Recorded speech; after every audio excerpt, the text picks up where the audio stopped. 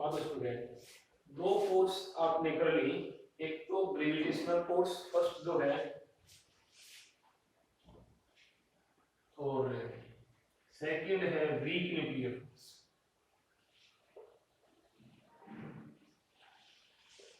ये आपने दोनों कर ली। चार टाइप की होती है फोर्स, दो ये, तीसरी इलेक्ट्रोमैग्नेटिक फोर्स, और फोर्थ है स्ट्रॉन्ग न्यूक्लियर फोर्स। सबसे इंपॉर्टेंट चीज ये है कि फोर्स आपको यहाँ पढ़ा दी गई है क्लास 1 में, इससे आगे फोर्स का टॉपिक कहीं नहीं आएगा, और यूज हर जगह होनी है फोर्स। जब भी आप साइंस खोलोगे तो फोर्स तो हर जगह यूज होनी है। तो मेरा कहने का मीनिंग ये है कि अब आप इनको यहाँ नहीं समझोगे अच्छी तरह से, तो फिर आपका जो काम है वो नहीं हो सकेगा अच्छी तरह से। कहने का मीनिंग ये है मेरा, अब तक जो आपने पढ़ा साइंस में, जैसे 9th में था, 10th में था, वो रिपीट होता गया। जैसे जो 8th में था आपने पढ़ लिया, एग्जाम हो गई, वो 9th में फिर पढ़ा जाएगा। 9th की साइंस थी वो 10th में दोबारा आ गई। लेकिन अब आप प्लस 1 में हो गए अपनी साइंस में भी, अब आपका रिपीट वाला सिस्टम बंद हो गया। जो चीज आपने अब एक बार पढ़ ली वो आपने कंफर्म अपने दिमाग में सेट करनी पड़ेगी, क्योंकि दोबारा आपको रिपीट नहीं करवाया जाएगा, क्योंकि अब आप मैच्योर हो चुके हो। अब तक तो ये था जो पहली वाली क्लास में पढ़ा दिया, अब दोबारा फिर पढ़ा दिया, फिर पढ़ा दिया। मेरी बात समझ गए? तो ये जो चार फोर्सेस हैं ये आपको दोबारा पढ़ने को कहीं नहीं मिलेंगी, ना प्लस 2 में ना फिर आगे कॉलेज में।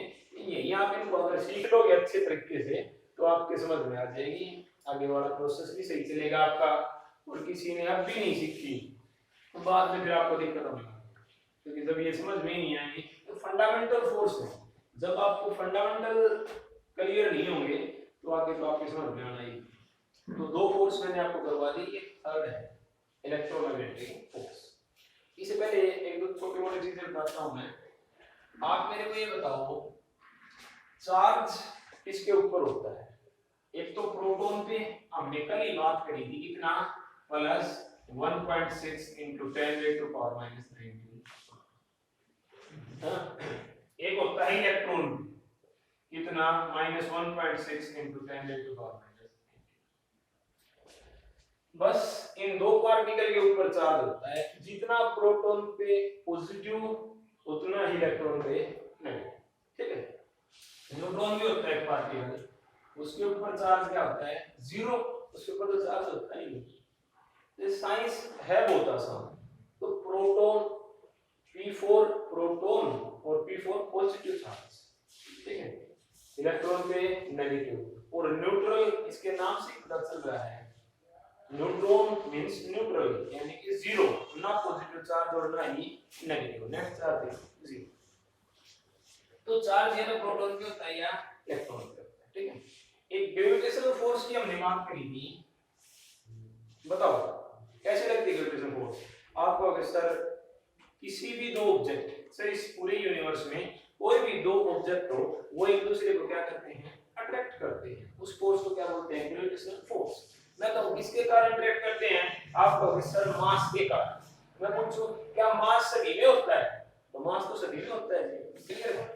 तो अगर मैं आपसे कहूं कि दो प्रोटॉन है मेरे पास, है ना, प्रोटॉन का भी मास होता है, क्या होता है प्रोटॉन का मास, कितना होता है मैं आपको बताता हूं, 1.67 × 10⁻⁻27 kg, इतना मास होता है। तो मैं आपसे कुछ बताओ भाई, ये प्रोटॉन अट्रैक्ट करेंगे कि रिपेल? आप कहोगे सर मास है, और मास है तो ग्रेविटेशनल फोर्स तो हर जगह लगती है, आपने बताया था।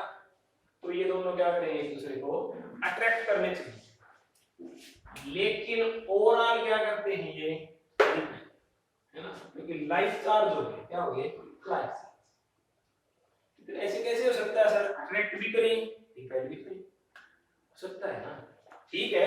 ग्रेविटेशनल फोर्स से तो अट्रैक्ट करते हैं, लेकिन अब इनके ऊपर जो चार्ज है, क्या है इनके ऊपर है चार्ज, उस चार्ज की वजह से क्या लगती है, इलेक्ट्रोमैग्नेटिक फोर्सेस, क्या लगती है, इलेक्ट्रोमैग्नेटिक फोर्स।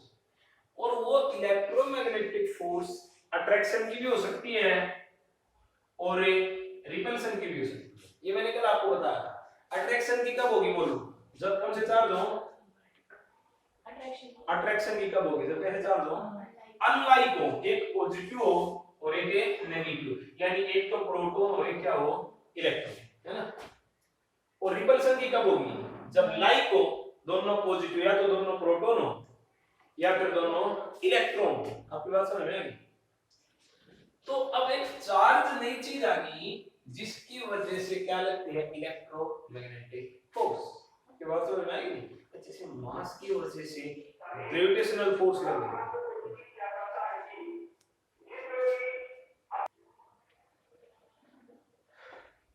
तो जैसे मास की वजह से क्या लगती थी, ग्रेविटेशनल फोर्स, ऐसे ही चार्ज की वजह से क्या लगती है, इलेक्ट्रोमैग्नेटिक फोर्स।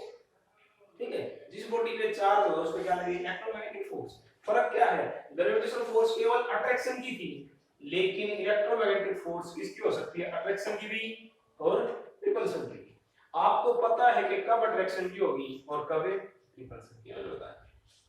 ठीक है, नेक्स्ट, एक बार ग्रेविटेशनल फोर्स को दोबारा से आप रिकॉल करवाओ। जैसे कि मास को आप m से डिनोट करते हो, किससे डिनोट करते हो, m से। तो इसी तरह चार्ज को हम q से डिनोट करते हैं, स्मॉल q से। क्लियर है भाई। आपके पास दो मास थे, ये m1 था और ये m2। आपने फोर्स बताई F is proportional to first body का मास, क्योंकि मास की वजह से लगती थी, ये किसकी वजह से, चार्ज की वजह से। तो हम क्या कहेंगे कि अब हमारे पास क्या है, दो चार्ज है, एक तो Q1 है और दूसरा क्या है, Q2। ठीक है, तो जो फोर्स लगेगी electromagnetic force, this is proportional to, भाई ये मास की वजह से लग रही थी तो प्रोपोर्शनल टू m1 हो गया। ये चार्ज की वजह से लग रही है तो F प्रोपोर्शनल टू क्या आ जाएगा, F is proportional to Q1। बड़ा सिंपल है। देखो अगर आप ध्यान से समझोगे तो फिजिक्स है ना, आर्ट से भी आसान है। ठीक है, क्योंकि एक बार आप जो चीज पढ़ लोगे दोबारा से आपने वैसे ही करना है। भाई ये मास की वजह से ये चार्ज होता है। आगे क्या था इसमें बोलो, F इज प्रोपोर्शनल टू क्या था, m2 है ना, सेकंड बॉडी का मास। यहां क्या आ जाएगा, F is proportional to Q2, second body पे चार्ज। आगे क्या आया था इसमें, F is inversely proportional to r²।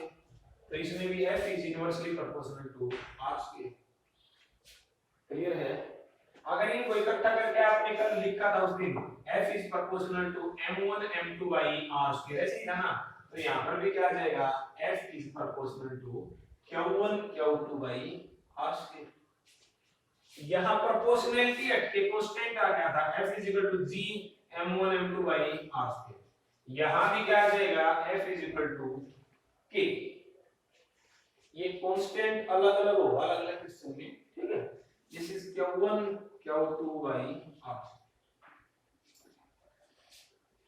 g की वैल्यू आपने याद करी थी, ऐसे ही किसकी वैल्यू याद करोगे, k की।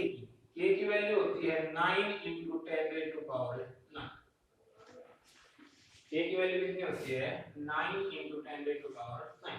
इसकी यूनिट भाई मैंने निकालनी सिखाई थी ना यूनिट निकालनी। कैसे, फार्मूले में जिसकी निकालनी है वो एक तरफ, बाकी सारे दूसरी तरफ। अब आपको देखो इसमें निकालनी है k की वैल्यू, तो ये r² f के साथ मल्टीप्लाई में f² बन गया, Q1 Q2 डिवाइड में इज इक्वल टू क्या बच गया, k।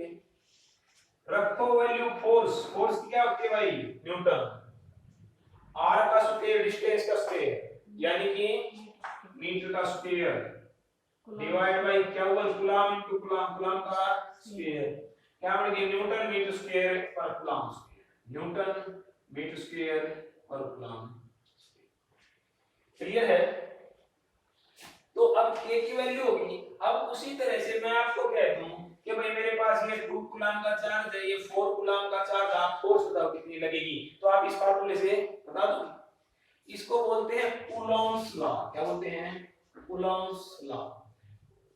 This is known as Coulomb's law. Coulomb's law है ना। अब वो इसको क्या बोलते हैं, न्यूटन लॉ ऑफ ग्रेविटेशन। क्या बोलते हैं, न्यूटन लॉ ऑफ ग्रेविटेशन। ठीक है। तो देखो एक चीज और मैं आपको बताऊं, यहां से आपको अगर न्यूटन लॉ ऑफ ग्रेविटेशन लिखना है कि क्वेश्चन में आ जाए define Newton law of gravitation, तो आप क्या कहोगे, according to Newton law of gravitation force between two masses, force between two masses is directly proportional. ये force है, इसको पढ़ना सीखो, ये मैथमेटिकल स्टेटमेंट है ना।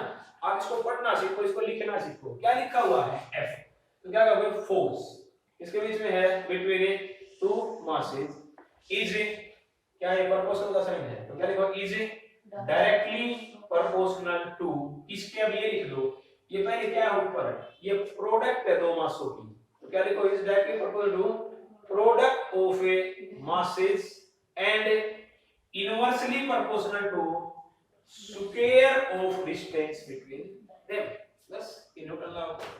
कोई कहे कि स्टेट कूलॉम्स लॉ, लो जी, according to Coulomb's law force between two charges is directly proportional to product of a charges and inversely proportional to square of distance between them। ठीक है, दोनों फार्मूले आपके याद है, तो ये तो आपका हो गया एक तरह से कंप्लीट।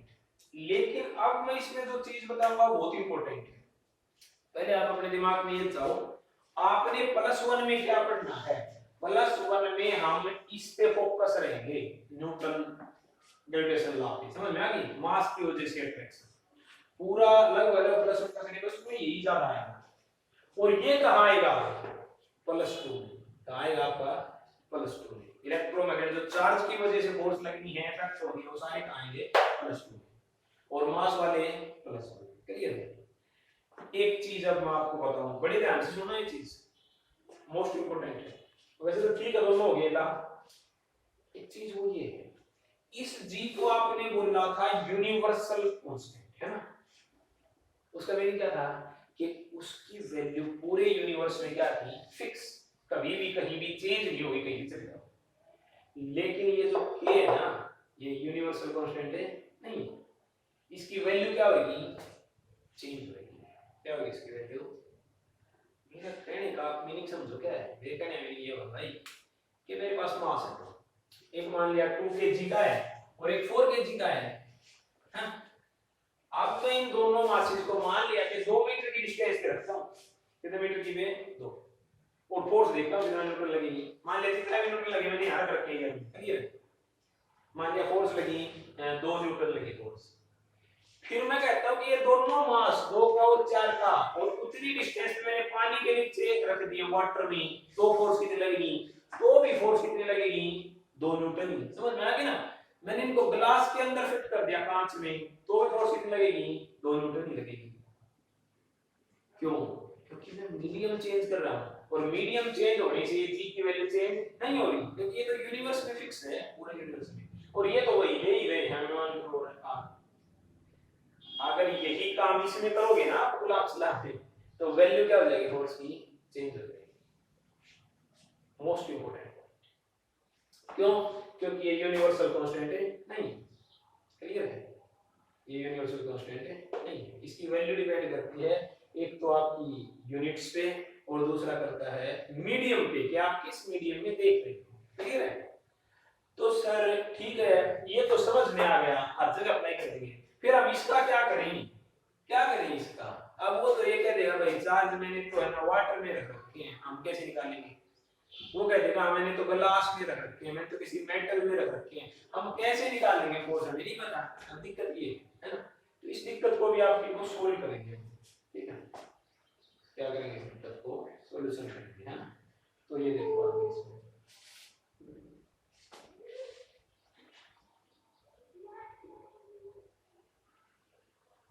ये जो k है, इस k की मैं आपको वैल्यू बताता हूं, k is equal to 1/4 पाई एक्सक्लोन, इसको बोलते हैं, देखो आप 4 पाई को पता है, ये एक्सक्लोन नोट आपके लिए नई चीज है ना, पहले तो इसका नाम बताता हूं क्या होता है। This is known as is absolute electrical permittivity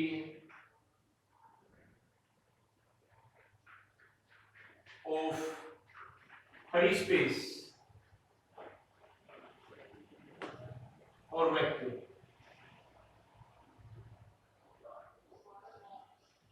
absolute electrical permittivity of free space of vacuum.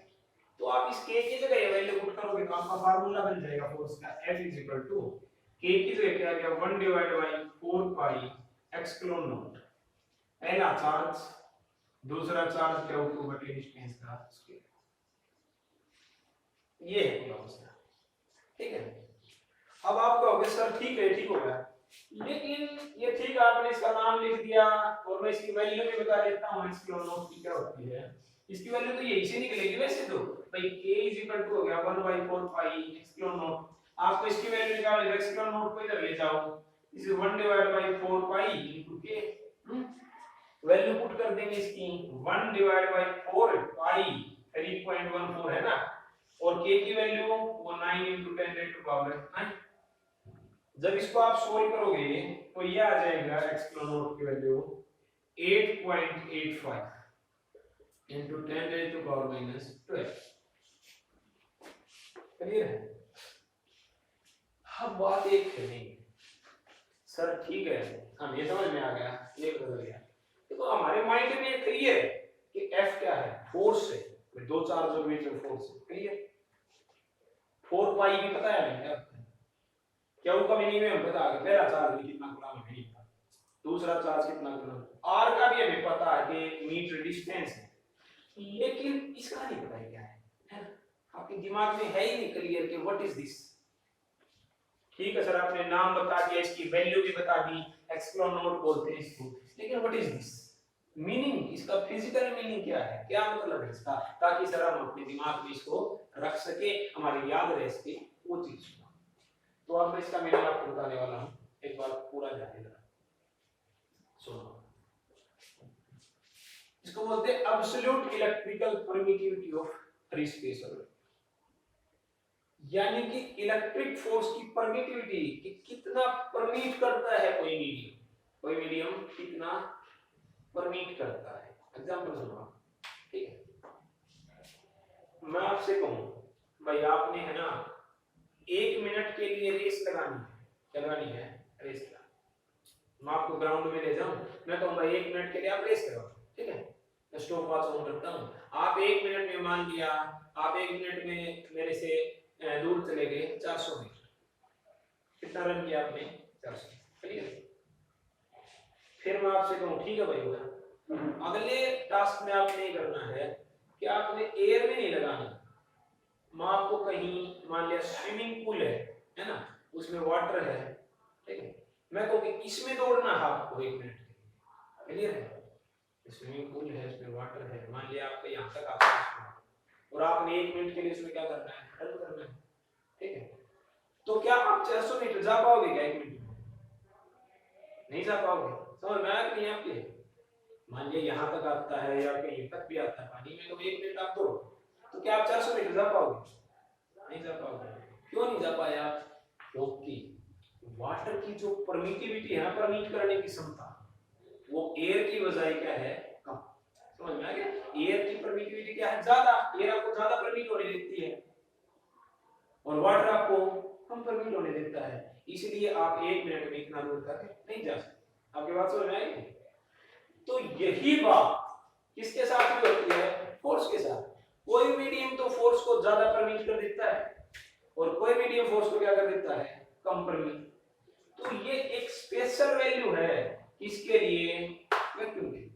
इसके लिए अब ये वैक्यूम क्या होता है ना, एक चीज हमने समझ के चलना है। क्या आपको पता है वैक्यूम क्या होता है?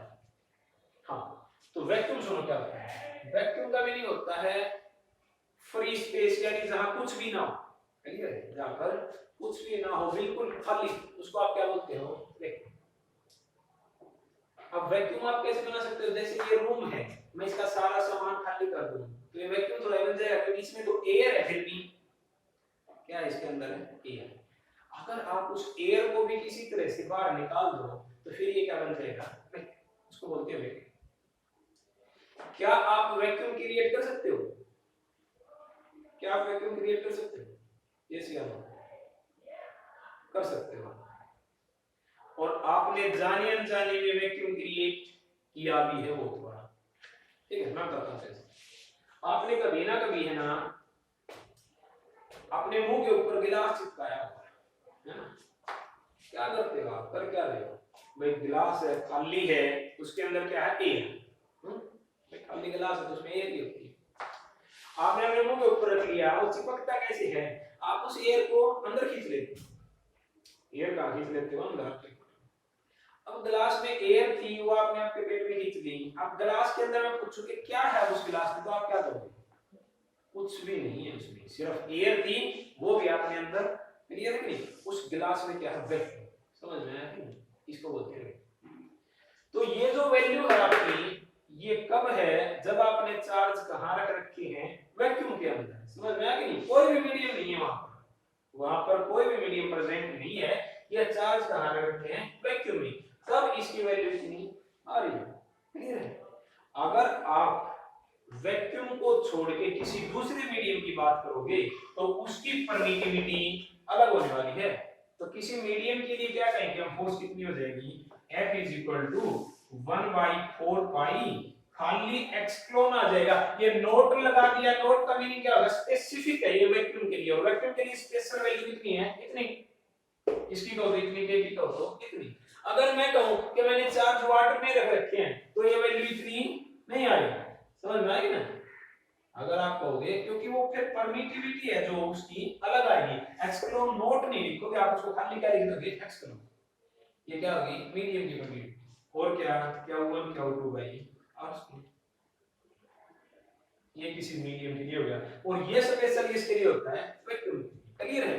तो जब भी आप कूलम्ब्स लॉ लिखते हो तो F is equal to 1/4 pi epsilon naught, first charge second charge divide by distance का स्क्वायर, ठीक है, ये आपने कूलम्ब्स लॉ लिख दिया। अब ये अंडरस्टूड है कि हम किसके लिए बात कर रहे हैं, वैक्यूम के लिए। अगर आप कोई दूसरा मीडियम लोगे तो उसमें ये वैल्यू क्या हो जाएगी, चेंज हो जाएगी, जो भी मीडियम लोगे, आप वाटर लोगे तो वाटर के लिए आ जाएगा, आप गिलास लोगे तो गिलास के लिए आएगा, जो भी लोग इसके लिए आएगा। तो ये थी आपकी वीक न्यूक्लियर फोर्सेस, इसकी प्रॉपर्टी है, जैसे आपने ग्रेविटेशन फोर्स वाली पढ़ी थी, ऐसे ही क्या है इसकी प्रॉपर्टी, तो प्रॉपर्टी आप खुद पढ़ लोगे भाई, वही है कि उसमें तो क्या था कि दीज ऑलवेज अट्रैक्शन की फोर्स है, लेकिन ये किसकी हो सकती है, अट्रैक्शन की भी और रिपल्शन की भी, वो लिख दोगे like charges repel each other unlike attract each other, ठीक है। उसमें आपने एक लाइन लिखी थी, independent of nature of a initiating medium, but these are depend upon nature of initiating medium, भाई जिस मीडियम में आप फोर्स देख रहे हो उसके ऊपर डिपेंड करेंगे, वो क्या था, ओबे इनवर्स स्क्वायर लॉ था, तो ये प्रॉपर्टी इसमें भी होल्ड करते हो, ओबे इनवर्स स्क्वायर लॉ, ठीक है। ग्रेविटेशनल फोर्स से, जो ग्रेविटेशनल फोर्स थी उससे 10 raise to power 36 times stronger होती है, कितनी स्ट्रॉन्गर होती है, 10 रेज़ टू पावर 36 टाइम्स, ठीक है जी। अच्छा और आगे चलो, conservative, these are also conservative force independent of path, gravitational की, और ये भी क्या है, कंजर्वेटिव फोर्स, ये की प्रॉपर्टी आप कर लोगे। अब एक चीज ये मैंने आपको पूरा करवा दिया, एक चीज और मैं थोड़ी छोटी आपको बताऊंगा, वो जो दो प्रोटॉन थे वो क्या कर रहे हैं, प्रोटॉन रिपेल कर रहे हैं, क्या इनमें मास नहीं है, क्या मास है, ये अट्रैक्ट करने चाहिए और करते भी हैं, लेकिन जो रिपल्शन की फोर्स है चार्ज के कारण, वो क्या है, ग्रेविटेशनल फोर्स से बहुत ही क्या है, ज्यादा, अब ज्यादा है इसलिए ओवरऑल क्या कर रहे हैं, रिपेल कर रहे हैं, आपके बात समझ में आई कि नहीं, करते तो ये अट्रैक्ट भी हैं, लेकिन वाई अट्रैक्शन वाले तो वीक फोर्स है, ठीक है। क्या ऐसा भी हो सकता है सर, ठीक है, ग्रेविटेशनल फोर्स से एक नई फोर्स आई तो किसके कारण लगती है, चार्ज के कारण, तो पहले अट्रैक्ट करते थे, क्या करने लगे, रिपेल। क्या ऐसा भी हो सकता है कि दो चार्ज फिर से क्या करने लग जाए, अट्रैक्ट लाइक चार्ज, ऐसा हो सकता है क्या, भाई हो भी सकता है, क्योंकि आपने जब पढ़ा शुरू में कि भाई मैंने एक ही बात बता दी कि पूरे यूनिवर्स में कोई भी दो बॉडी हैं वो एक दूसरे क्या करेंगे, अट्रैक्ट, लेकिन आप क्या कह रहे हैं कि दो प्रोटॉन क्या करते हैं, रिपेल, क्यों भाई, क्योंकि जिस चार्ज की वजह से एक नई फोर्स आ गई, इसको क्या बोलते हैं, इलेक्ट्रोमैग्नेटिक फोर्स, और वो नई फोर्स उस अट्रैक्शन की फोर्स से क्या है, ज्यादा, इसलिए क्या करते हैं, रिपेल। क्या ऐसा भी पॉसिबल है क्या कि एक और नई फोर्स आ जाए किसी कारण से और वो दोनों क्या करने लग जाए, प्रोटॉन प्रोटॉन अट्रैक्ट, तो ये स्टोरी पढ़ेंगे हम नेक्स्ट लेक्चर में, ठीक है। तो यहां तक आप इसको